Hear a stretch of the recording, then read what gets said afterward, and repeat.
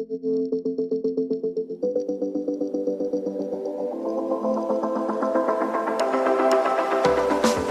Matt Kirchner on the Tech Ed Podcast. Welcome to this week's episode, talking about, first of all, a company that in my town of Milwaukee is absolutely ubiquitous. Northwestern Mutual, huge leader here in the city of Milwaukee.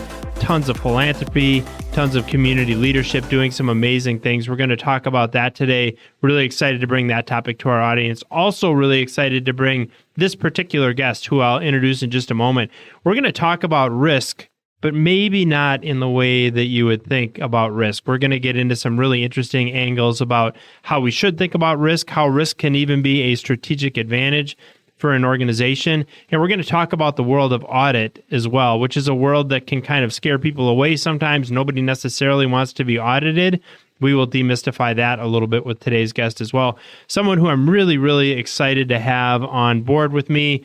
He's not only a great community leader, an amazing corporate leader, but he's a great friend as well. I've known Abim for quite a number of years. Abim Kolawole is the Chief Audit Executive for Northwestern Mutual. And Abim, this is so awesome to have you in the studio. Matt, absolutely. Thank you so much for the opportunity to be on your podcast. It's such a wonderful pleasure. I've been looking forward to this opportunity and really applaud all the things that you've been doing. Well, thank you. It's going to be great. I love your career journey, which is like, it kind of feels like every 3 or 4 years we connect. And not only do you have like a different role at Northwestern Mutual, but it's like a 90-degree turn, it feels like anyway. You've done so many great things. They've all been promotions. They're all taking on increasing responsibility and so on. But talk about that career journey and how do you end up being Chief Audit Executive of a huge company like Northwestern Mutual? Yeah, no, absolutely. Thanks so much, Matt, for that question. I would say my career has just been a privilege, a tremendous honor to have the opportunity to lead at a company like Northwestern Mutual. But it didn't just happen like that. It started with sort of humble beginnings, a little bit of my background. I grew up in Nigeria of sort of humble parents, but there were a couple of fundamental things that really accounted for my success today. And I'll talk a little bit about that. I would say at the core of it was grit and resilience and recognition that opportunity is something you go get. So fast forward, I started my career in New York in 1995. I had the opportunity to be a staff attorney at the SEC, the Securities and Exchange Commission, a flagship federal agency regulating securities markets. But that story actually connected to, I remember I was a young kid sitting on the couch watching the movie Wall Street. Yeah. And remember it well, Gordon Gekko. Exactly. Yeah. And somewhere at the end, somebody walked in and said, "Hey, I'm from the SEC." And I was thinking, Wall Street, what the heck is this? The SEC. Fast forward to 1995, I'm stepping into the building at number 7 World Trade Center. And that was the beginning of my career. I had the opportunity to spend 3 years there. I then moved on to a couple of law firms as a transactional lawyer, great background, and then had an opportunity to move to Milwaukee, Wisconsin to work for this great financial services company. What year was that? That was 2003, March of 2003, after practicing in New York for that period of time. Milwaukee is a great community. Company is a great company. Proceeded to spend 11 years in the law department doing securities transactional work. And then, I embarked on what I call personal disruption, which was, again, this sort of opportunity, given to you at Northwestern Mutual to be the best of who you can be. And that led me to a couple of operational roles, over a couple of years, innovation. I had the opportunity to work in client experience, and that has culminated into my current role being the Chief Audit Executive. So it's been a bit of a long and storied career, but like I said, personal disruption and grit and resilience is at the core of what's propelled me. Well, and I love the fact that you start with grit and resilience. You and I first met, I think, through our shared love of cycling. That's right. Initially, and we talk about that actually a little bit more recently, more often here on the Tech Ed Podcast. But grit and resilience is important in cycling as they are in life, without question. So I just want to connect a dot because you went really quickly from these humble beginnings in Nigeria to working at the SEC. There's got to be a story there as well. What can you tell us about starting out in this amazing family in Nigeria and finding your way to the SEC here in the United States? Yeah, so actually I had gone to law school in Nigeria, which is an undergraduate degree, unlike here where it's a graduate degree. Right. And I knew I wanted to do something in sort of the corporate transactional kind of field. Sure. In Nigeria, it was not as developed as perhaps it is now. And so I, again, that movie was quite inspirational for me. Right. And in connecting the dots, I said to myself, hey, where can I find the opportunity for full fulfillment? And somehow I just had this bullseye on continuing my legal education here. So I went back to law school again here, right. Got a JD, did it twice essentially, but was really laser focused on how I could build the chassis that enables me to do a variety of things. And I think the critical thinking, the written skills, verbal communication skills, influencing skills are all phenomenal traits that really helps you. Yeah, they help you indeed. And you start to think about, first of all, it's so interesting that you bring up the movie Wall Street, which was it's a weird way because it was inspirational to me. Okay. And it doesn't, I mean, in the end, the protagonist ends up being Charlie Sheen, who kind of rages against the machine created by Gordon Gekko and all of the, all of the nefarious things that were going on in terms of influence of the stock market and insider trading. One of my lines that I still use from time to time is "Blue Horseshoe loves Anacott Steel," right? Which is the code that they used in that email. So not even knowing you were going to bring that up here, I was a freshman in business school actually when that movie came out, and I remember going to see that movie with my roommate at the time, and now still my best friend Jeff Sherman, and we were both like, "Wow, this is just amazing." And even though they kind of made in a good way, right? Because insider trading is a horrible thing. They made the antagonists, the business people. It still, in a way, inspired me toward maybe doing that on a legit basis, and took a much different route than you did to Wall Street. I went into manufacturing and business, but in the same way, totally inspired me. So it's just fascinating that we were both inspired in some ways by exactly the same movie. And we'll link that movie, or at least I'll link to it up in the show notes for anybody that's interested in checking that out. So amazing career journey, really cool career journey. Found yourself in this little gem of Milwaukee. You're the chief audit executive for this just incredible behemoth of a company, incredibly great company, Northwestern Mutual. You've got that word audit in your title. I was actually an auditor, a bank auditor for a number of years earlier in my career. I didn't know that. Oh, yeah, okay. Absolutely. Phenomenal. And everybody thinks I'm an engineer. I actually started on the audit, accounting, and finance side of business. People don't associate that word with innovation, but yet when you and I have talked about this role, you actually see it as a role related to innovation. So touch on that. How can we reframe the whole idea of what an audit is for our audience? Yeah. So maybe I would start just talking a little bit about, for me, the context of audit. Yeah. And it actually connects to what we were talking about a little bit earlier on, just in the context of the movie Wall Street. At the core of part of what I was attracted to the movie, and ultimately the beginning of my career, was around this notion of trust. Trust and integrity in the securities markets is something that I was privileged to be a part of. Fast forward to audit. At the core of what I do is really to assure trust, confidence, and integrity for our clients in the company of Northwestern Mutual. And audit is a phenomenal function that helps to play a role in that trust, confidence, and integrity. So I just want to kind of level set in terms of what winning looks like at the end of the day is that the clients continue to have trust in us, because that's the most important currency. That's what we stand for at the end of the day, that we can keep our promises to our clients. And I'm just, before you go on, and I want to make sure you do, just a quick observation. This was something I learned from a mentor of mine years and years ago. When it comes to audit, when it comes to being able to have trust in financial markets. And we were talking about some of the same geopolitical things that we deal with today on the economic and financial side. And I was commenting on a specific country and some of the things that they were doing. And do we have to worry about the America's and the United States position as a financial leader here on the globe? And his answer was, never underestimate the value of secure markets.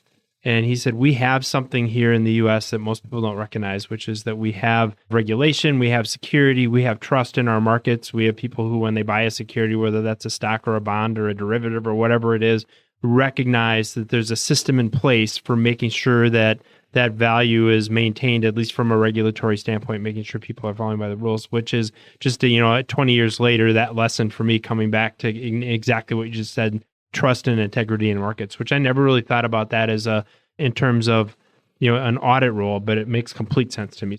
Absolutely. I think what you said completely underscores this. So at the core, like I said, it's about trust, confidence, and integrity. And when you think about innovation, for me, I feel like innovation is the jet fuel that enables you to be able to do that in spades, in a scalable way. So let me just break that down a little bit. At the core, there are 4 things that are connected to the purpose of internal audit. I would say the ability to deliver objective assurance. Assurance essentially is confidence. Second is to provide advice to the business in terms of what they can do better based on your observations. The third is unique insights that you may bring because you have the opportunity, unfettered access to data to be able to explore and examine the company holistically. And the last is foresight, trending, what might go wrong, how do you continue to create that assurance, that trust and integrity And when you talked about sort of the larger kind of macro thing, it's all Right. about controls and standards, and a structure, rule of law to bring all those things to bear. So we have to think very innovatively as a mechanism, like I said, to be able to deliver on those four things that I mentioned. We recognize that part of innovation is in terms of people, right? How you really upskill your people and train them on critical capabilities. Data and analytics, the ability to take large data sets and derive unique insights through how you analyze the data that enables you to be able to look for the needle in the haystack about what might happen. And of course, technology, your tech capabilities, all those things, that capabilities that exist, essentially a means to the end. We've talked about the end, trust, confidence, and integrity. For sure. And so innovation is critical. It may seem like it's not the sexiest of things Right. to deploy an internal audit, but my stakeholders, the audit committee and the senior leadership team, the clients, all those people, the external regulators, all those stakeholders want to make sure that you're leveraging every capability you can to really deeply understand the company and to create the kind of confidence that everyone needs. That's a really fascinating answer. I serve on a few orders of magnitude smaller scale. I actually chair the audit committee of a manufacturing company here in Wisconsin.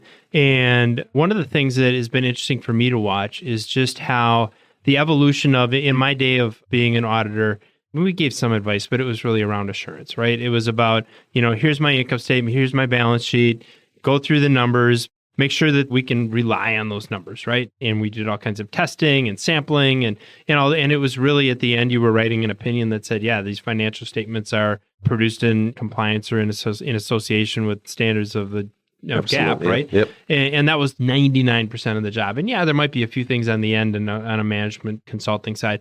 As I hear you talk about audit today, yes, that is no less important, right? We need to have a function that says we can rely on whatever data is coming from wherever it's coming from. Yep. That's really, really important. But when you talk about the second item that you talked about, which is advising the company, you talk about the fourth item that you talked about, which is looking at trends in the data and looking at trends in markets. Those aren't things that people would traditionally associate with audit, but it's really, that's where, in some ways, where the innovation is taking place. Is that fair to say? Absolutely. And just to take a step back again, because I am not the most traditional auditor. I just described my background. But You're not the most traditional anything. But. Thank you, Matt. But what I love about this, because we're beginning to talk about some just key fundamental leadership skill sets. Right. I would expect that any leader has to continue to think about whether you're running a business, whether you're running a function, thinking outside of the box and thinking innovatively to drive value. And that's no different from internal audit. So your points are absolutely well taken. And, most people will say you never leave a place the same way you found it. Internal audit happens to be a great function. And I have to really think about the unlocks that enables us to deliver value. Because to your point again, I think you started by saying, hey, most people are not really looking forward to the audit. But I'm trying to flip the narrative through this innovative lens think about how we might add value. You are placing bets every single day, and you want to make sure that your bets actually yield fruit. Come help me understand my priorities and leverage your innovative capabilities to tell me, what are my watch points?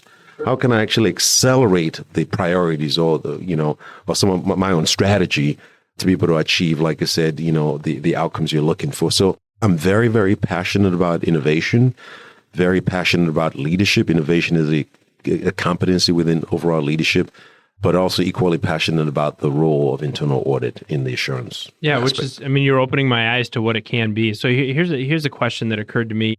You're leading a team of people, obviously. Yep. And so you're working with those people to maybe reframe their perception or their paradigm around what the function of audit is.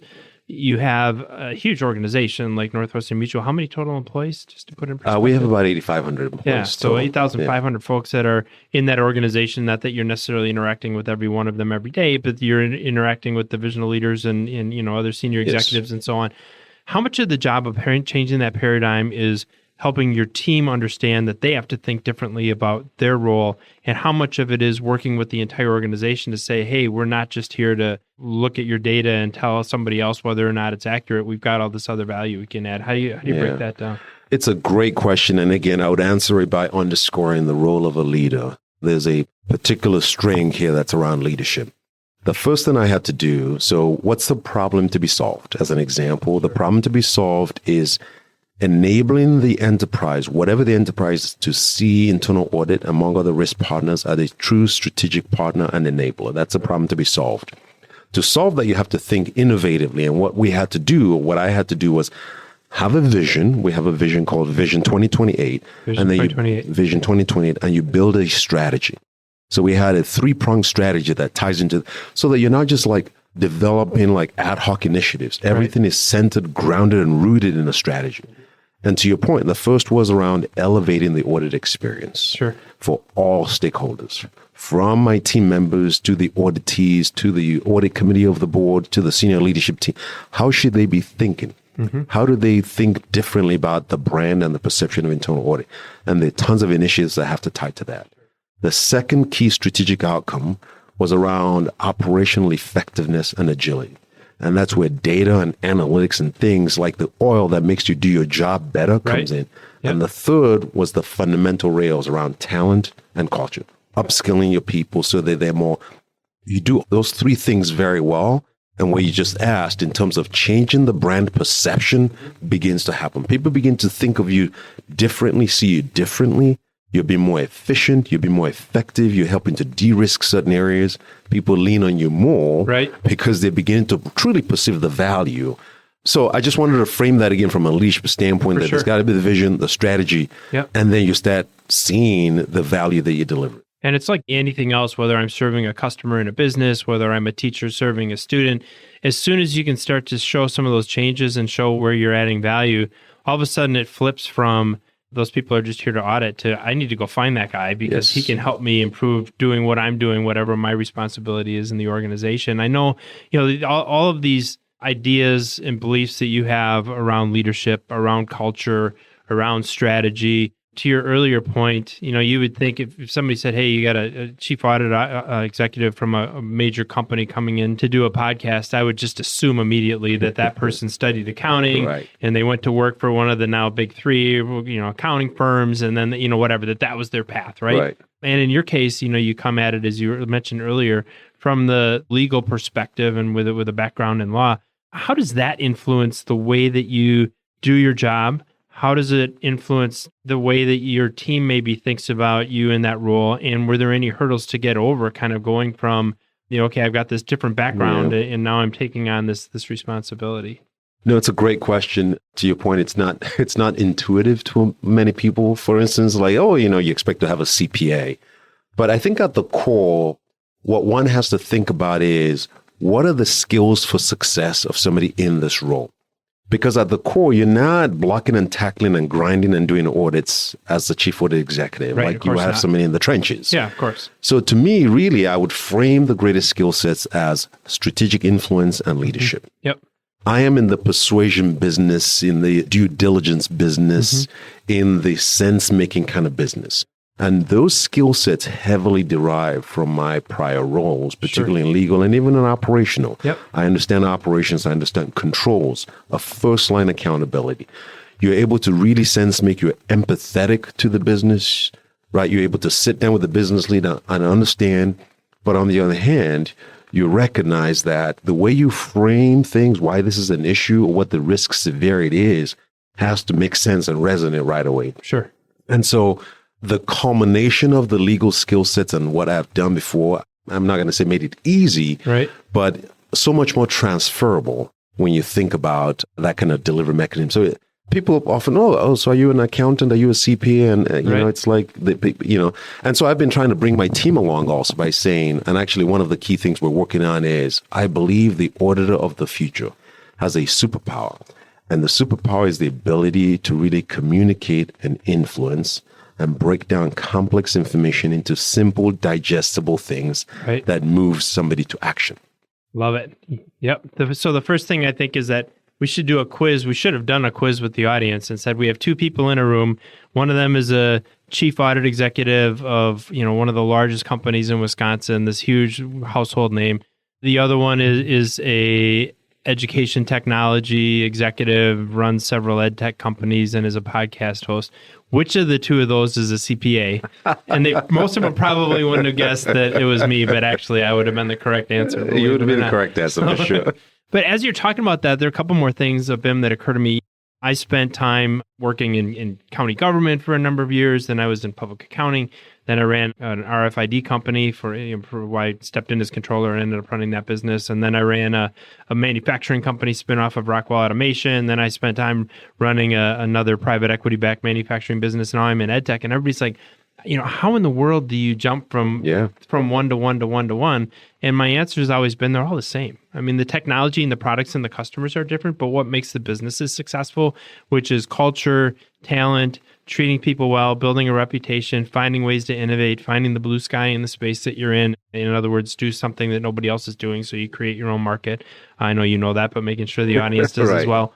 Those are the things, at least for me, that was like the rest of it is, the product and the technology. You got plenty of people around you to figure that out. That's the importance of having an amazing team. So speaking of that technology and learning technology and leveraging it, you talk about technology being a quote, an accelerant, right? So it's literally, I love that word accelerate for a whole bunch of reasons. When you think about that, it's an accelerant, but you've also said only if it's delivered safely. So help me understand what you mean by that. How is technology an accelerant, but only if you're delivering it in a safe fashion? Yeah, so 2 quick points on that. Technology obviously is a capability, and I've always expected that tech partners or third-party vendors really need to understand the applicability of technology in the context of what you're trying to do. Essentially, business enabling technology.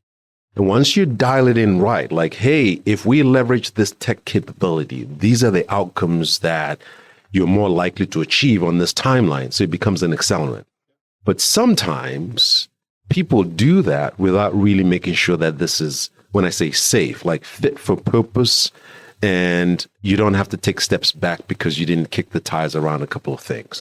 So I have, with my team, try to be as close as possible, whether it's software delivery life cycle or whatever the capability may be, or even third parties, to make sure that we think about the impact, like security as an example is a critical, everybody can relate to security and the integrity of that, particularly if that capability is going to ingest real confidential or proprietary data. You want it to be as safe and secure. So the security of tech capability, is just using that as an example, is critical, because when it doesn't work, that's the time when you tend to lose the currency we're talking about. Imagine if there's a breach and your clients are exposed or their data is exposed just because maybe you didn't kick the tires appropriately or make sure you harden it.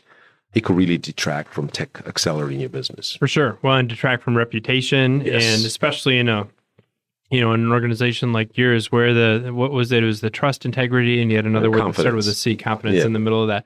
And I mean, especially in that case, right? I mean, where the trust that your clients have in your organization is really, that's the core of your value, right? I mean, that's what they're quote buying. That's why they do business with an organization in Northwestern Mutual. And there's certainly direct harm that can be done if security is breached, and then the reputational harm that can follow from that is just absolutely, can absolutely crush an organization. So that's why it's really, really important. And it's not as simple as saying, hey, we're not going to upload someone's financial information to an open version of ChatGPT. I mean, it goes way, way further than that, of really thinking through on the front end all of the implications of, we're engaging in new technology, we're bringing new technology on board. What are all the different aspects of risk? Is that a formal process, or how do you go through that? It is somewhat formal, but obviously it's something we continue to dial. And when I say it is somewhat formal, there needs to be an operating rhythm, or sort of a operating model rather, that facilitates that. So it starts with business technology partners understanding exactly what their points of alignment in terms of the capability. Then it requires the leaders, again, that's why this is a leadership thing, to take a step back and think, what are the other interdependencies? Who else is within the ecosystem that we need to assure and create the confidence, whether it's legal, whether it's compliance, whether it's risk? The right partners need to be at the table, like sort of a SWAT team, because if not done at that point, you run ahead and you deliver the capability and oops, something is wrong. But it really, fundamentally, again, it's leadership behavior to recognize those interdependencies and make sure it's working right from the ground floor. And that's something I'm very proud of, that we do a great job at Northwestern Mutual. But again, it's just a real strong leadership competency that's needed for any business. And it's amazing how often you bring up this idea of leadership and how much of it comes back to certainly leadership as a noun and as a verb, right? I mean, leadership in terms of the leadership team, the senior leadership team of the organization, but also how are we going about and actively leading migration to new technologies and doing that in a way that we're mitigating and minimizing, if not eliminating, risk. And then we start thinking about this whole idea of anytime we're talking about risk, it feels like we're on the defensive, right? I mean, we're busy kind of thinking through how do I prevent something bad from happening? And whether that's, workers' comp insurance, whether it's property and casualty insurance, whether it's health insurance, whether it's finding other areas of risk in our business and mitigating those, that's defense, right? You've got a whole theory about using risk offensively and actually using it to drive value and to improve your organization. Talk about that. Yeah, great points. Again, 2 points that I have, or maybe 3 perspectives. The first is there's still a behavior and operating rhythm aspect of it that I think is number one. And that's for the business, thinking about whatever the initiative is, inviting the risk partners to the table. Because risk as a strategic enabler is what I continue to say. Hey, help us understand what we might not be seeing as a starting point, right? Sure. Here are where we're placing our bets, the vision, the strategy for the business. Then risk partners like myself helping to point out things that we may have seen in the past from prior audits is a second step. Yeah. But the third step really is, and organizations need to mature around defining your risk appetite, risk tolerance, and understanding what the watermark is when you're outside, on the line, or below your risk. And that's where you really begin to, with all the things I talked about, you can understand that, wow, I am within appetite. Maybe I may be able to lean in a little bit more because you helped me design the key risk indicators that now tells me if I'm within appetite. If I'm clearly outside of appetite, right, I can't go on the offense. I need to, or maybe I can. It just depends, right? Eyes wide open. Yep. So there's an aspect of risk tolerance and risk appetite, and also a framework for risk acceptance, because it does cost money sometimes to sort of shore up. And sometimes you might just say, hey, you know what? Eyes wide open. We are actually going to tolerate this risk. For us, it depends on the severity of the risk, right, but you can never do it in perpetuity. You have the right conversations, but at least, management of business is doing this eyes wide open. So again, risk tolerance, risk appetite, risk acceptance, bringing the right parties to the table as strategic enablers, having those conversations, all those things working very well enables the business to say, wow, thank you so much. Actually, we can lean in a little bit more here based on these guardrails that we've put in place. In the absence of that, to your point, the perception continues to be that you're just defense. And to a certain extent, sometimes you're just the party that says no. Right. As opposed to enabling. Yep, absolutely. That was when I was leading an accounting team. This goes back years and years ago. That was my whole thesis, for better or for worse, was that we're not going to be the organization or the part of the company that stands in the way of progress. We're going to be here to facilitate it. We're going to make sure that we're doing it responsibly and honestly, and we're going to hold ourselves accountable, but we're not going to be the roadblock that prevents the organization from moving forward. I think as you were talking about risk tolerance and appetite for risk, I think you make some great points. And it's really, that answer isn't the same for every organization. And I'll tell you a story where I learned that, not even the hard way. Every once in a while, we have people that kind of set us straight in the conversation. And I was in a meeting, and it was, without going into too many details, it was an organization where we were advising a large client on basically a business endeavor. And I was like, if this is my company, I would make this decision tomorrow. We would just go. And somebody was like, you know what? That's fine for you to say that, but you've got thousands of shareholders on the other side of this relationship in this company that are counting on us to make really, really good decisions. And if you're doing that with your own money and you're making that decision and you're the one that's going to live or die by that decision, that's fine. But this is totally different. We're here responsible. This isn't our company. We're here, protecting the investment and really being the caretaker for this incredible value. And it's a totally different way of looking at risk. And so I think part of what I took away from that last answer, which was eloquent as can be expected, was that risk and risk tolerance is different for every organization. We have to be intentional about that. We have to think about that. I was also thinking about, you can correct me if I'm wrong, but does our mitigation of risk and really being thoughtful and careful about it, does that become a value proposition to customers sometimes too? And I'm thinking about, we do in one of our ed tech companies a lot of e-learning work. And we actually picked up several years ago, one of our partners picked up their entire, they were all on-site service, on-prem servers that were running an entire e-learning library for customers. And one of the things that organization did with our support was pick that whole thing up and put it in the cloud. And in that case, they partnered with AWS and lots of options, but that was the one they chose. And the whole idea was now it's a value proposition for customers. We're mitigating this risk for you. Here's how we're doing it as a way of tightening that relationship. And I've got to believe that, in fact, I know that's got to, don't say anything that you can't, but that's got to be a huge part of how Northwestern Mutual thinks about de-risking whatever it is for your clients, is that it's one more reason for folks to do business with you. Yeah, at the core, Matt, we are the policyholders company. We have policyholders and we have clients, and we exist for the benefit of our policyholders. There's this principle of mutuality, which basically means that we have to keep the company in fighting shape for generations. Right. We have this notion of a multi-generational compact, that we're making decisions on a long-term basis so the company can be around. That is probably the greatest, most resounding example of why we need to think about how to maximize policyholder benefit, but also keep the company in fighting shape. And risk, and the lens we have from a risk perspective, is a great way of thinking about it. And I just so love that everyone is looking for decades, looking ahead decades, and saying, if we don't do the right thing today, this company will not be there for the next 167 plus years. So risk is fundamental in creating value for the policyholders. But that's not to say that the points we're making earlier on, that we recognize that sometimes you might be able to, you should lean in, because you're also creating value by entering into new frontiers of things that present risk. And so there's an aspect of the offense. I would say it's sort of an and. The offense and the defense at the end of the day encapsulates what we talked about, policyholder value and keeping the company in fighting shape for the long term. But just wanted to double click on the prior conversation. Those things always require that operating rhythm about bringing your risk partners or other sort of people within the ecosystem to bear. Because if you don't, you're going to overlook what you don't know and just run ahead and deliver on things that may come back to bite you. As we're having this conversation, I'm reflecting on comments that were made to me by actually two different Fortune 500 CEOs. The first one being Tom Linebarger, who at the time was the chairman and CEO of Cummins. And he talked about, he was just maniacal about this, and I met him through a close friend of mine. And he had this big job, right? Cummins is a huge company. I don't know how many tens of billions of dollars of revenue they were at the time. This goes back probably 5 or so years.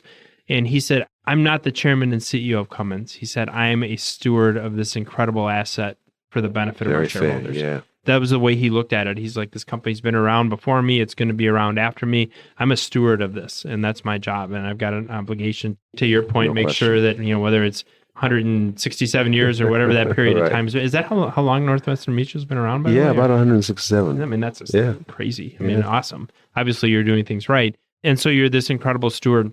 The other one is Todd Wanek, who's the CEO of Ashley Furniture Industries.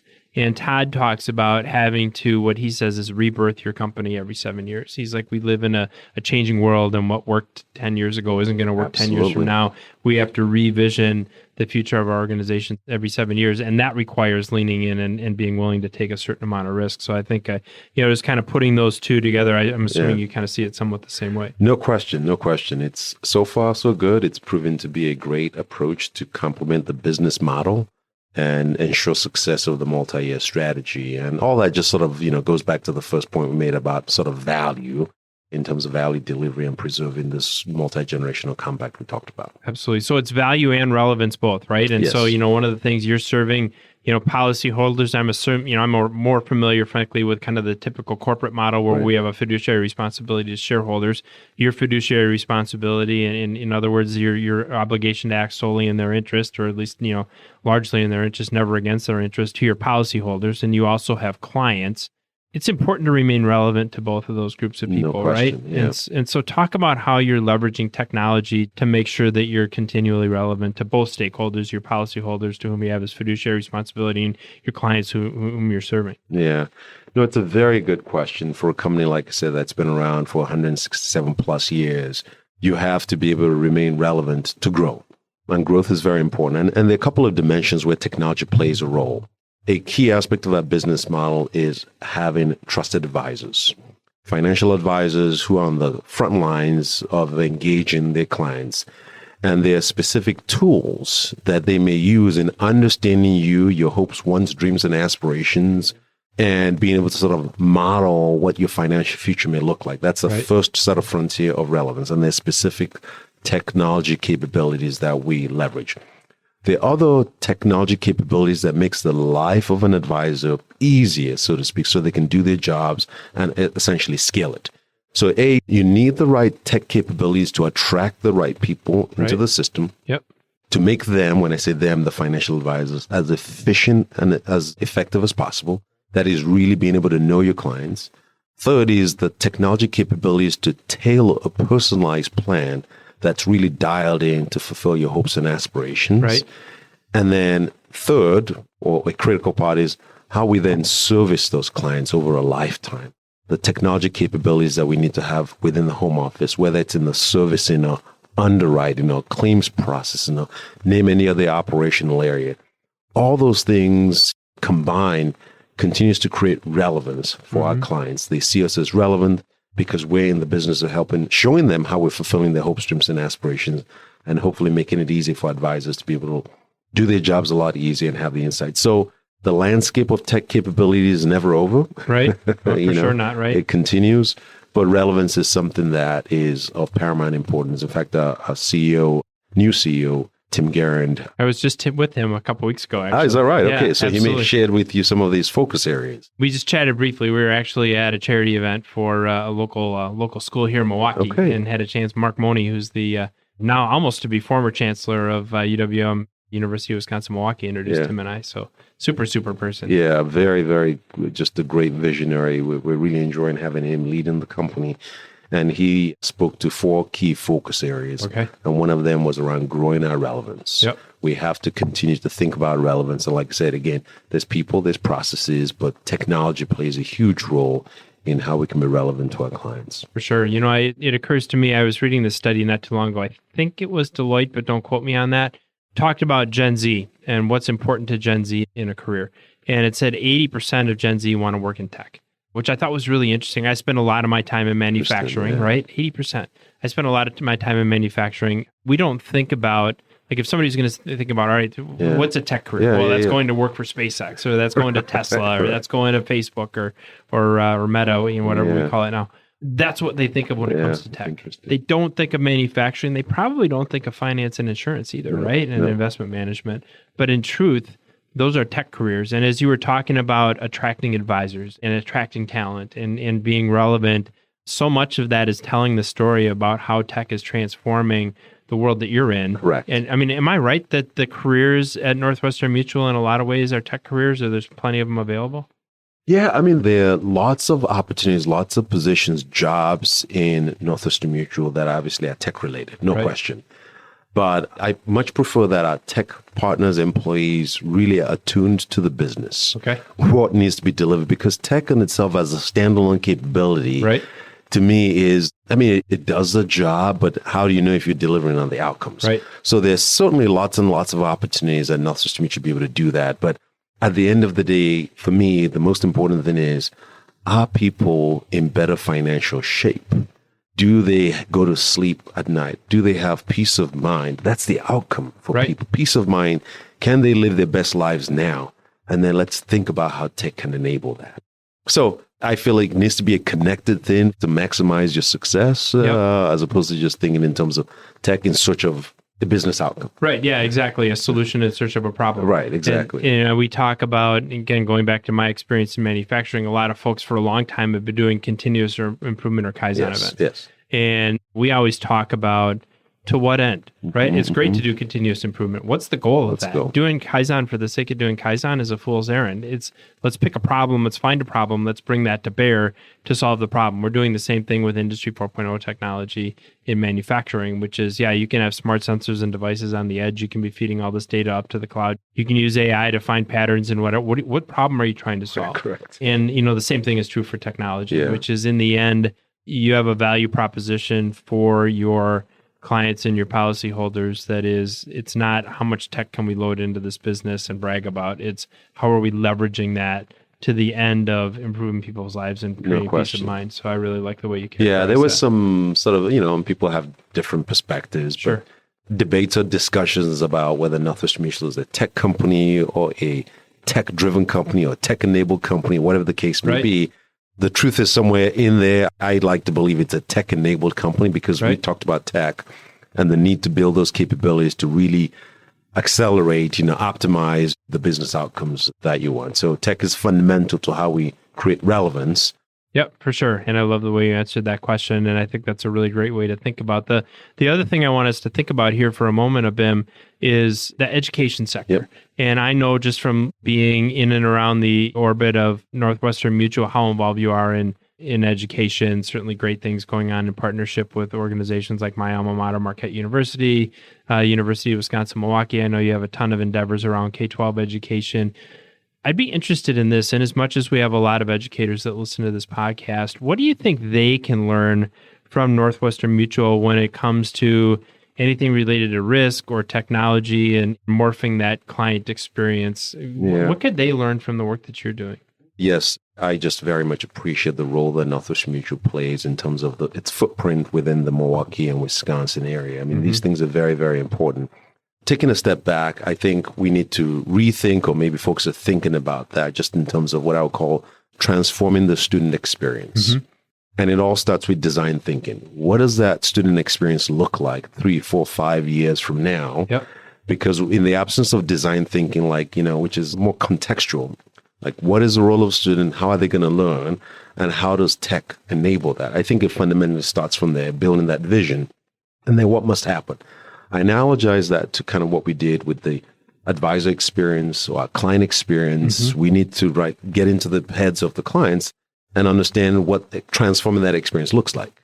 So I would say a key takeaway would be, and maybe those studies have been done already in terms of the design thinking, like what's the problem to be solved, you know, and then what are the capabilities that need to be built? And even maybe the teacher experience. How do we rethink and transform the teacher experience? And then where does technology play a role? But you have to understand what outcomes you're looking for now based on that design thinking. Absolutely. I wasn't expecting the last question to be such a perfect tee up for the one that you just answered. But the truth of the matter is that it's really the same thing. It's let's not do education for the sake of education. What's the end? What are we after? And then how do we align all of our resources to produce that end? I think that's a great way of thinking about education and a great way of thinking about the work that you're doing at Northwestern Mutual. I've got two final questions for you, and they're ones that we ask of every one of our guests here on the Tech Ed podcast, and we get great answers, and I love the different variety of answers. I know this first one, I'm fascinated by your answer already, and you haven't even started answering the question, but your education experience obviously much different from mine, much different from a lot of the folks that are listening to this podcast.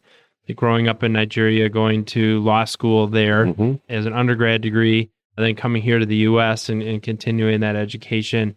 You've got some really interesting perspectives on education as a result of that. Is there something that you believe about education that would surprise our listeners? How do we enable the best critical thinking, in my opinion, is something I'm really passionate about. You know, I do this with my kids. I mean, there are all kinds of capabilities to the engine AI, but not losing that critical thinking, because that's the continuum, even after leaving school, that carries through. And with my department, with my auditors, I continue to talk about the value of critical thinking. So I would emphasize, so maybe that's not a surprise necessarily, but what do we need to do to really continue to drive that critical thinking, that depth of curiosity is what I would say that's a thread that I've carried through my entire education. Absolutely. And I agree with you. And I will tell you that, we talk a lot here on the podcast about how education is going to be disrupted, already is being, and will be continued at an increasing pace. And one of the things I'm a huge believer of is exactly what you talk about. What does education need to look like when a student can get the answer to any question in seconds using Gen AI or just even going to Google? And so we really have to rethink that it's not necessarily about rote memorization. It's not about the sage on the stage just imparting wisdom to the students, which was necessary in the days of Aristotle because that was our only way to convey information. We got all kinds of ways to convey information now. So we're believers that what's going to happen is that in the past you went to school to kind of learn and gain knowledge, and you went to home to practice. That's going to flip. And we're going to and we're going to stay. We'll still go to school to learn, but we can learn at home. There's bazillions of ways. You got LinkedIn Learning. You've got all kinds of e-learning platforms. You have YouTube. You have TikTok. You can consume information any way that you want. Anything that you want to learn at any time is available to you. If you're, at least in the technological world, there's just no question about that. But then when we go to school, how do we apply what we learned? How do we solve problems? How do we troubleshoot? How do we think critically? I'm also, just to add on, as somebody who was produced by a liberal arts education, and I went to Marquette, and there were some things I think you miss out in not having some of the hands-on, at least back then. I know that's changed, but certainly some of the huge benefits I had, we were required to take 9 credits in Theo and 9 credits in philosophy. And in addition to the business classes and everything else I was taking, and a number of history credits as well, as we start thinking about the world of AI and human responsibility in the world of AI, there was just an article in the Wall Street Journal this morning about the risks of just letting AI go without any guardrails around it. We have to really think about what it means to be truly human and what it means to be in the position in the world that we're in, so that if we are engaging in AI and creating like agents, which are different than just software programs. Agents think for themselves. They make their own decisions. We got to make sure that we're understanding our role in AI and all the critical thinking. I just feel like people are going to go on to different walks of life, and let's just take business leaders. Yes, you can leverage AI, you can leverage Gen AI, but how do we leverage the power of the unlock that comes from the ability to process information? Right. Exactly. You're standing, you're delivering a presentation, you're in a boardroom or whatever the case may be. You don't have your computer to be able to like query for Gen AI. What do you do in that moment in terms of your ability to process information, process things, and that's why I feel like that is probably the most fundamental thing. I call it sort of unlocking the ability to just process information. I think it's totally true. Really, a super, super important skill, whether you're in a boardroom, whether you're making a presentation, whether you're sitting in a podcast studio, not knowing what question is coming at you next necessarily, and being able to process that question and answer it in a way that's interesting to the audience, that's honest, and also doesn't cross any regulatory boundaries and so on that I know you have to comply with in a role like yours. One final question for Abim Kolawole as we wrap up our time on the Tech Ed podcast. I'm going to love this one as well. I know you as a 15-year-old, your life, was probably different than mine was as a 15-year-old, probably different than everybody's, but you talk about your humble beginnings, you talk about grit and resilience, you talk about think about being a 15-year-old young man who had any idea you'd have this incredible career ahead of you. If you could go back and give that 15-year-old Abim Kolawole any piece of advice, what would it be? There'll be 2 things, but in particular, the first will be no fear, just lean in and do it. I am who I am today, but there were moments in my career where sometimes you just don't lean into it. You don't grab onto that opportunity because you're afraid of failing. Right. So I would say to myself, no fear. And the second would be travel more. Yeah. All right. I like it. That'll be the second one. Yeah, that's great advice. Seeing the world, really important. And then the other part of it is just not being afraid, recognizing, just dive in, and you just life has a way of putting the right resources in front of you at the right time that you'll figure it out. But you got to take a little bit of risk, calculated risk, but you have to take a little bit of risk. So glad that I took the risk in reaching out to you the year or 2 ago, Abim, just to start putting this time together. As our audience now knows, you have just this incredible background, your journey to the role that you have, your philosophy around risk mitigation, audit, your role in an amazing company like Northwestern Mutual. So thankful that you took the time to be with us. Absolutely. I want to say thank you also, Matt, and to your audience members for listening to me. I hope that the items I shared today were impactful in some way, shape, or form. But I also wanted to say thank you for all the things you do. This is a wonderful opportunity to be able to engage the community, engage your audience members, leave some great nuggets that people can take and, actionable things. I think it's just wonderful what you and your team does. Well, I appreciate that. And when we're on a journey to secure the American dream for the next generation of STEM and workforce talent like we are, it's amazing that great people such as yourself that say, wow, I want to be a part of that. I'm willing to take some time out of an incredibly busy schedule and help send that message, because it's not our message, it's the message of our guests, and it's the folks in the audience that listen to that message and then go out and work the magic in the classrooms and the labs across America. So super, super happy that we had this time together with Abim Kolawole. I knew he was going to be an amazing, awesome guest, and he certainly was. We covered a lot of stuff. We'll link some stuff in the show notes. We have the best show notes in the business. We'll put some information about Northwestern Mutual and about Abim in there. Check those out. When you're done, then go see us on social. You can find us all over. We're on Instagram, Facebook, LinkedIn, TikTok, wherever you consume your social media. you will find the Tech Ed Podcast. By the way, those show notes we'll put at techedpodcast.com/ I'll make it easy on the audience. We'll say Abim. So techedpodcast.com/ABIM is where you'll find the show notes. You will find me right back here in the studio of the Tech Ed Podcast next week. Hope you'll join us then. Thanks for being with us this week. I'm Matt Kirchner, and this is the Tech Ed Podcast.